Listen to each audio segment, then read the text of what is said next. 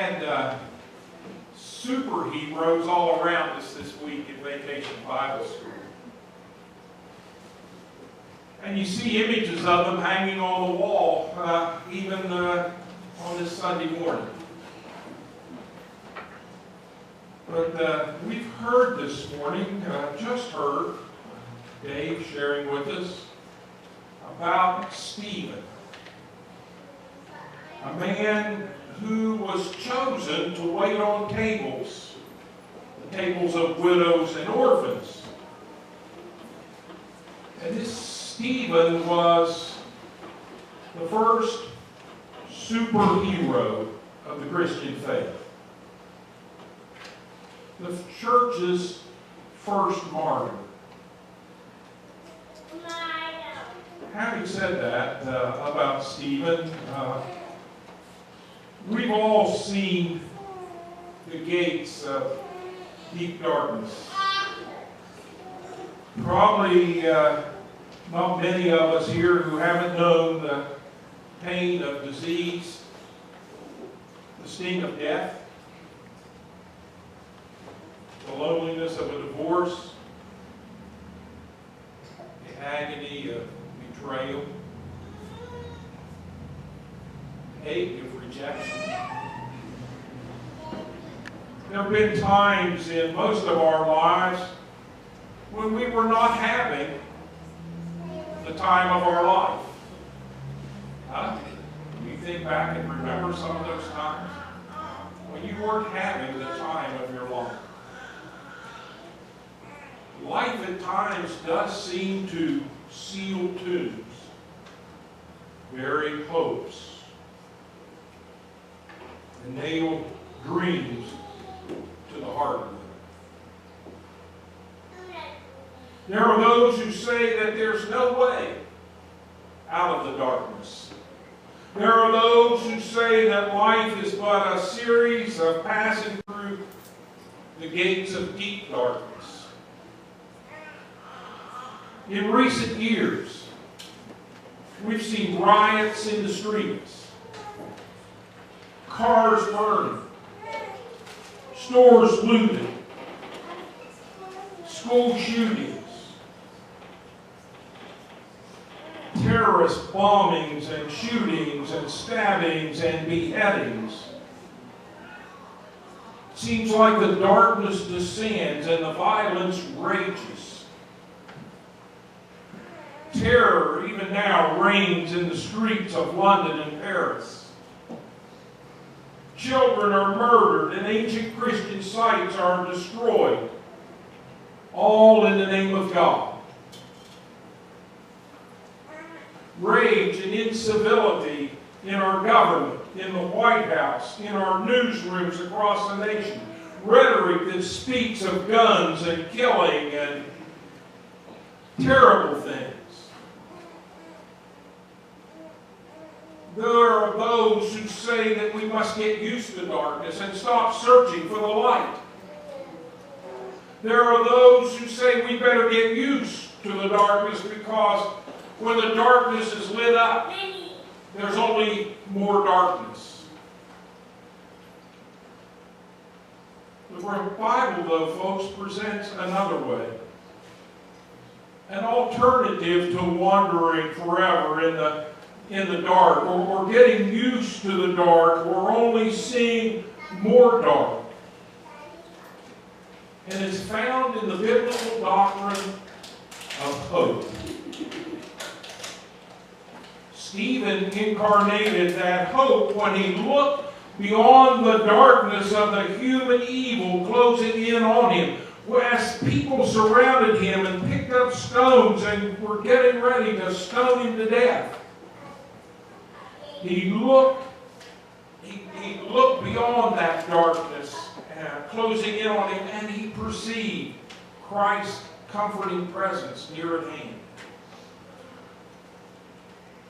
Christians are people, or should be people, who refuse to live under the domination of hate and fear, even in the dominions of hate and fear. Martin Luther King Jr. taught us that No just society can be built on fear and hate. Christians, as Stephen vividly demonstrates, are even called to love haters. Now imagine that. We don't have to like people who hate. You know, liking someone is absolutely peripheral. But we are called to love the hater, even if we have to do it through clenched teeth. Liking someone is an emotional response. Loving someone is a volitional response. It's an act of the will, an act of goodwill, an act of God's will.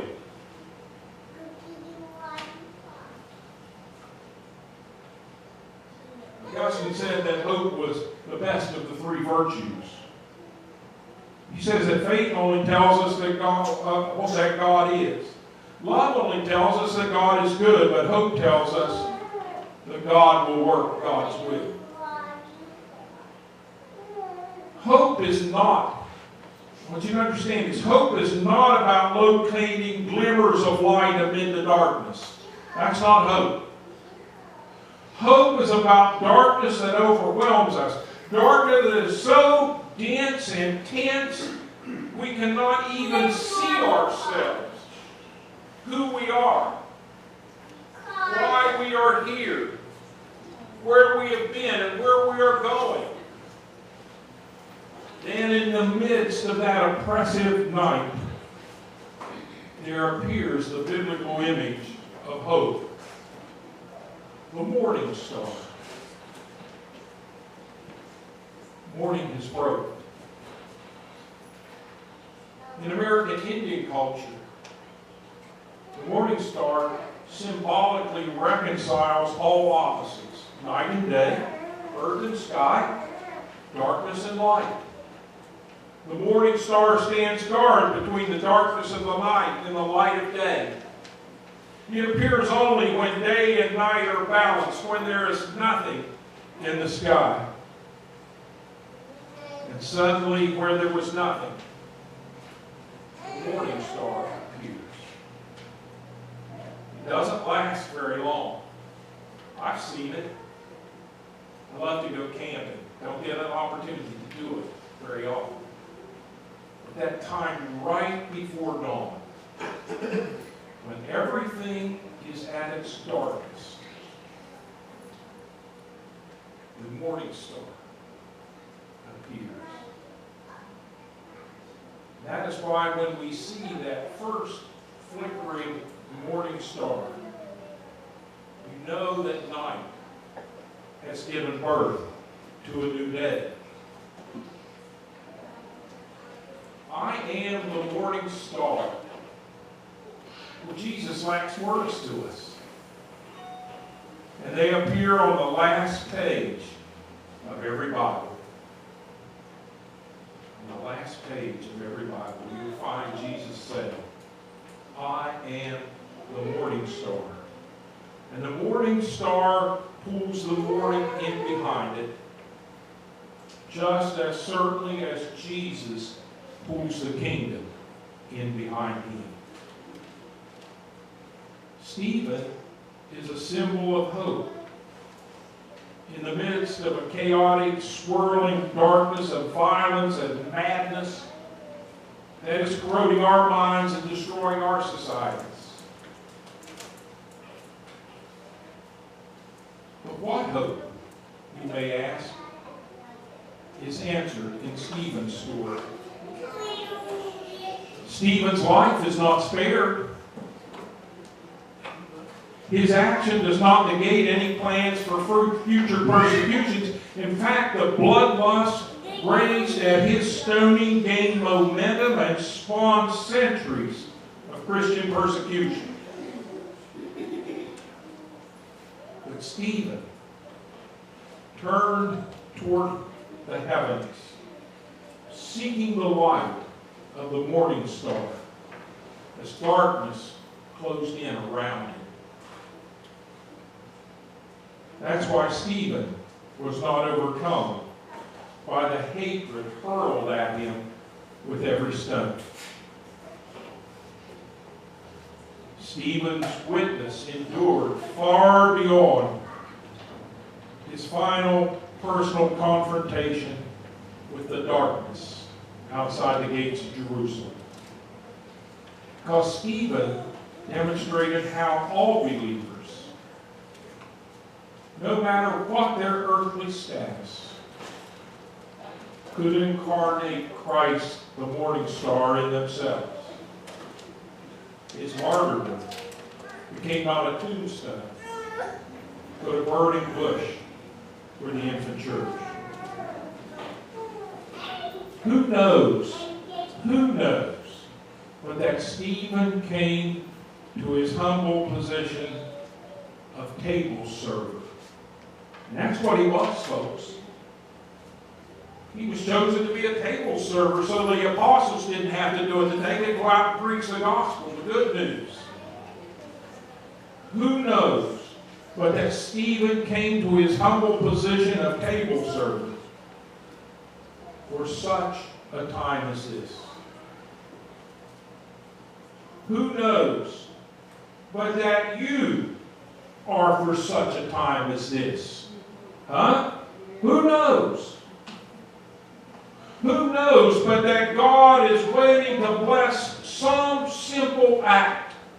That God is waiting in the darkness for you, a morning star to appear? Who knows? Who knows that you are a sign of daybreak, the light that will signal the end of the night in someone's life? Who knows? Who knows that you were chosen for such a time as this? There is only one price for being a morning star. We must leave our security behind.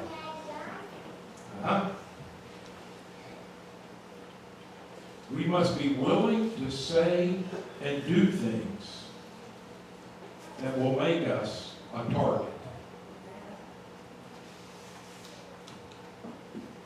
Morning star requires that you put everything on the line in this age of rage. Your past, your present, and your future. Then, who knows? Who knows? Maybe you were called for such a time as this. Would you pray with me? Hey God, you call us in many ways, strange ways sometimes, God, different ways. But you call us all in one way or another to witness to your love and grace as found in your Son Jesus. Protect us as much as you can, God, when we stand up to be those witnesses, when we become targets, when we agree to put everything on the line, even our present and our future, God. Sustain us with the power of your Holy Spirit. We ask it in your Son's name.